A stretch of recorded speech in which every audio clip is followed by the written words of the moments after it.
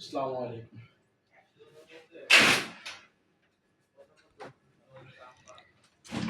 এটা কোনো sofa cum bed না, এটা একটা হচ্ছে খাট কাম বেড। যেটা আমরা লম্বা 7 ফিট বাই 6 ফিট এভেলেবেল খাট বানাই, সেটাকে দুই ভাগ করে এটা হচ্ছে খাট বানাবো। যখন বাচ্চারা খেলাধুলা করে জায়গা স্পেস থাকে না তাদের জন্য আপনি এখানে বসায় রাখবেন। দিনের বেলা চাইলে একজন লোক ঘুমাতে পারবে, সুন্দরভাবে একটা বাচ্চা ঘুমাতে পারে। এখন সোফা স্টাইল হয়ে গেল, কিন্তু একটু বড় হচ্ছে। এটার স্পেস নিচে এখানে আপনার চাদরগুলো বসায় রাখার জন্য বিশাল বড় দুইটা ডয়ার।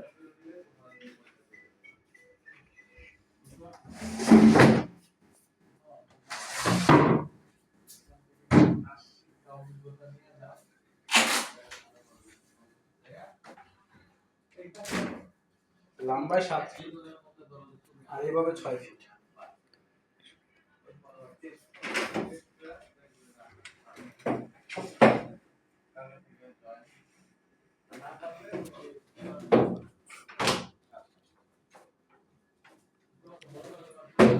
আমরা কখনো আসবো আরেকটা ভিডিও। আসসালামু আলাইকুম।